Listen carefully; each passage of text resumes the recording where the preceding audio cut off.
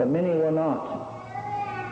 And they said there's going to come a time when in the morning the sun is going to rise and those villages of stone will be there, and in the evening there will just be steam coming from the ground. There will be as steam. And in the center of many of those villages of stone, when they turn to steam, the native people will turn to steam also, because they never woke up and left the village. And this used to bother me when I was a young man. I used to ask the elders, isn't there anything we can do? And they said, well, it's just that way, that if the person does not have the spiritual eyes to see, it's very hard to show them. Or if they don't have the ears to hear, it's very hard to speak with them. We wish that we could go get them all, but we can't. It's just that some are not going to wake up.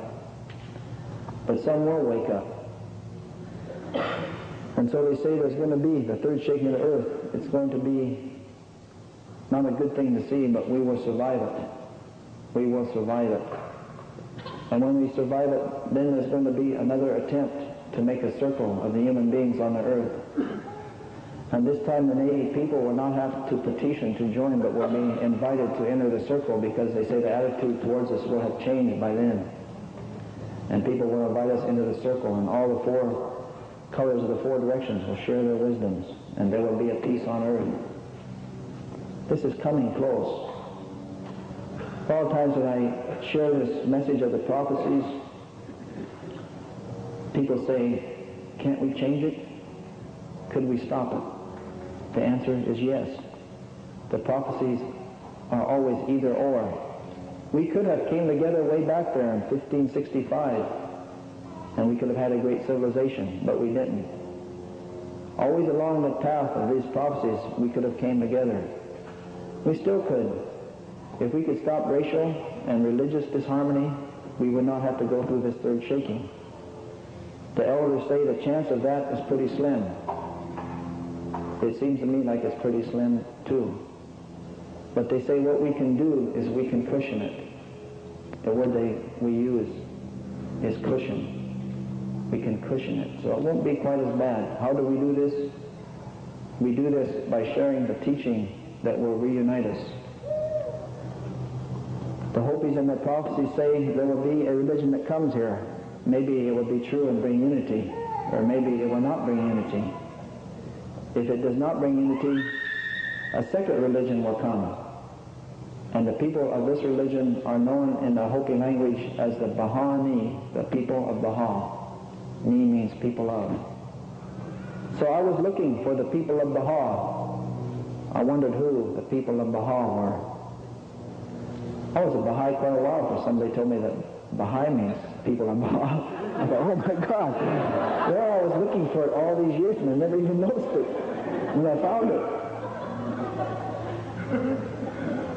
I was stubborn, didn't want to become a Baha'i, but my grandfather that passed away, he must have found out about it in the next realm, because he came back to me 4 times. Told me, hey, look at that again, look at that again. Look one more time. Baha, it means light or glory. Baha'i means followers of the light. They're the people of Baha. We've been waiting for these people a long time. They say they will bring a teaching that will unite the earth. So we need to share this teaching. They say the fire will come from the north. So here we are in the circle in the north, talking about the Bahanis, the people of Baha, and the teachings of Baha'u'llah. When I heard about these, none of them made any sense. But now most of it has come to pass. Last night on the news they said the house in the sky will be put up in 1996. It was going to be put up sooner, but it's been postponed for 4 years. Maybe it will be postponed again, but in not too long it's going to go up. The earth as we know it is going to change. Each of us carry, I believe, a sacred drop of light. In the Indian teachings, they say it takes 9 ancestors to agree before conception can occur. 9 ancestors of the husband or the wife have to come together in the spiritual realm and say, we will bring life before a woman can become pregnant. At that time, the soul is formed. I delivered my first daughter, and a man who, from the blood reserve, who went to South Dakota and was the first blood to pierce for, in 82 years, he came to my house by coincidence 4 days before my wife went into labor. Each night we had a ceremony. And after the morning on the morning after the fourth ceremony, my wife went into labor at sunrise. And that night, at sunset, the daughter was born. And I took her out and I cut the cord, and I noticed that at the Sundance that the Lakota people do in South Dakota, they pass that pipe 3 times and they don't take it in the 4th time. And even in Washington, I've heard the coming of a child is like the coming of a new pipe. And when I was delivering my daughter, I happened to notice that the skull came out 3 times. And on the 4th time, her head came out like the coming of a pipe. So I took her out and I cleaned her up and I washed her, and first I put her on her mother instantly. But then after a few minutes, we washed her up. There was a circle of people just about like this around my wife and praying, and people with different backgrounds. And we looked up, and through the ceiling came a small drop of blue light. When it got close to the child, we could not see it. That was her soul. She would carry that light throughout earth. In that is her special uniqueness as a being, her spiritual power. In that are her gifts. After we go through, and then we carry it back here, and it radiates to the mind, but for some reason in this cycle, we've been in the lower natures, the animal part, but now we're going into the human world, and the mind is going to be opened up to the radiance of that, our own soul. And the cycle of the human beings is going to come about. And something so good is going to happen on this earth it cannot even be described.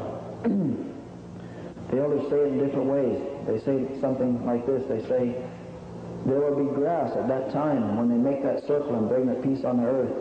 There will be blades of grass that have not quite come through the earth. Even they will try to push themselves up to be part of that day when the sun rises. The elders explain it like this. They say out here outside this building, long before there was the fairgrounds here, there were Native people. They say many of these Native people in different tribes, they were aware of these things, and they told their children. Their children grew up. One time the people came from the Hopis. Scientists came to the Hopis, and they said, we want to take a piece of the stone tablets. Well, they said, we want to take the stone tablets to a scientific laboratory to determine how old they are. The Hopi said, we know how old they are.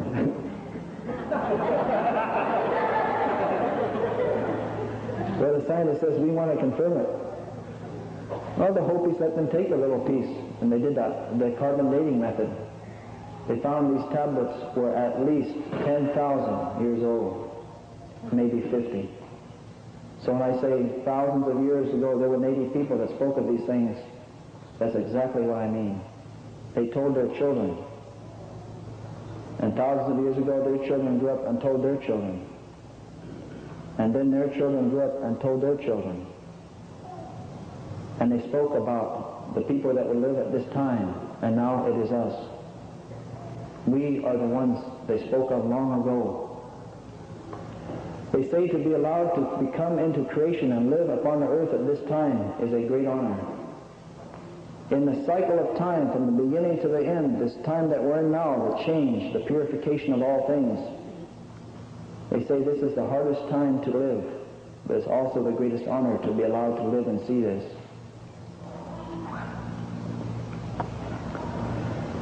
In the state of Washington in 1855, they signed treaties and made 22 Indian reservations. They wanted to do it before there was problems. They thought they were advanced at the time. They had learned from what had happened elsewhere. They made 22 Indian reservations, and the elders spoke in 1855, and they said, we're going to become weaker, and you're going to become stronger, and if you wish to break these treaties, you may do so. They said that, but there's going to come a time when the earth itself will rise up and purify itself, and this will be announced. It will be announced by the speaking of one of 16 great ones on the west coast of this land. And when the first of the 16 great ones speaks, the purification will have begun. It was a little over 5 years ago when Mount St. Helens, one of the 16 great volcanoes on the west coast of this land, spoke. The Seattle Times did a special interest story. They went over to Watson Totus and Woodrow Bill